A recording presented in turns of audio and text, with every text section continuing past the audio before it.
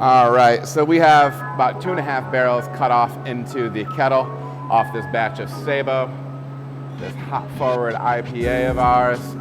And Josh is about to start the sparge. So your valve up top is all the way closed, because that's our disaster point, right? Like where we're just pumping water into the wall. We don't want to do that. So that valve is closed, we're open there.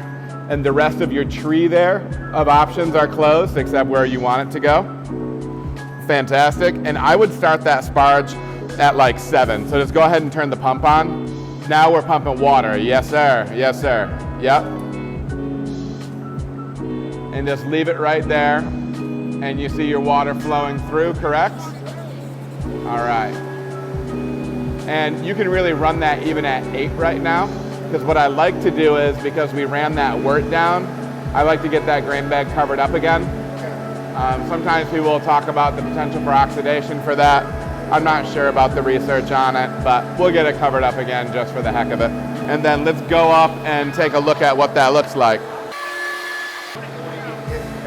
Yep. I would turn that over to make sure it's that spray bottle.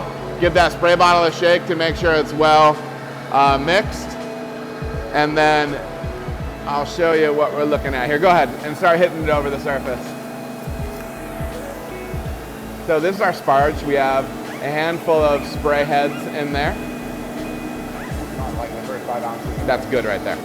So here is our sparge. This is the water that's going to continue to rinse the grain bed and give us the full volume of our kettle. So Josh is basically just going to babysit this for a while, adding acid as he goes. We're full tilt into sparge. We are loudering our wort into the kettle, and we're just tracking that progress. And remember, our checkpoints on this, Maggie, is we need to make sure whirlpool is closed, which it is. We need to make sure that our heat exchanger inlet is open. And then we need to make sure our our O2 stone is open. So go ahead and double check everything I just looked at though, okay? So look at all the backside on here and double check that we're good to go. Awesome. Awesome. And then remember, we'll give it that pulse. You know, we'll get the chemical through. Yeah, 35, something like that. Pulse it a couple times. And then once we, especially run it at first, like at 20, let's get our chemical out of it over here.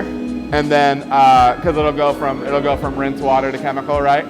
When we get our chemical, pulse it up a couple times, and then dial it back down to like 12, okay? We can't apply them to anything cold. So the only time we can apply them is essentially when Josh is cleaning kegs. So as we're making new clean kegs, we can attack. Josh, how are we looking on our volume? You got all that acid in? My man. My man. And then just get it back down to like 12, Mag. Did you get a couple good pulses on it? Yeah, I got 2. Excellent, excellent. All right, so now we're pushing some sandy back through the heat exchanger from our tank that we just sanitized. 1/3 of a gallon. Get out of here. 1/3 of a gallon short. This isn't how beer's made. That's fine. So we're pushing that sanitizer through the heat exchanger. The heat exchanger is the first item where things need to be sanitary. It's the first element of the cold side, is where we take the hot boiled wort, crash it down to yeast pitching temperature, in this case, which will be about 67 degrees. And then we will be pushing it to the fermenter after that. Josh is done sparging. Now we're just loudering the rest of the wort into the kettle. He's gonna be monitoring that progress. We can actually switch the steam on the kettle.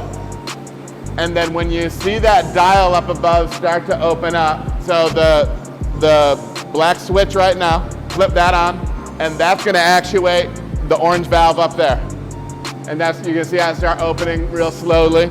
When that gets about halfway open, slowly roll that yellow handle open. Just slowly all the way open.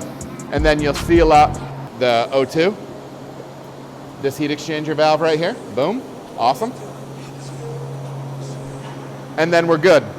And you're all gloved up and everything. That's awesome. Yeah, that's great. You can keep that liquid in there. And then what we're gonna do is we're gonna jump her over. I'm gonna have you take this hose, Mag. We can sandy up a blow-off line. You can just drop it in the ISO, make sure it's threaded all the way through. We'll leave it in there for a half hour. Get that attached. We'll be good to rip, man. Yeah. You can close the doors, absolutely.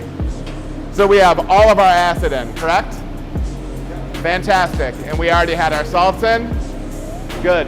So I'm just showing you like my little mental checklist, right? And then continuing our mental checklist as we go through this lauter. We're tracking that sight glass. We're tracking the grant. We're tracking this for our visual. How bad, are we pulling a bunch of grain? And we're checking that sight glass, right? Yep. If this is bottomed out, we got a problem. If this is bottoming out, we have a problem. And if we're pulling a bunch of grain through here, we have a problem, right? In any of these, if this bottoms out, slow it down. Yep. If that bottoms out, slow it down. And it's the primary slowdown is right there, because we're still pulling with gravity right now, right? We're not using the pump at all, so we're still moving gravity. So really, that's our bottleneck right there. That's what's controlling everything. So, yeah.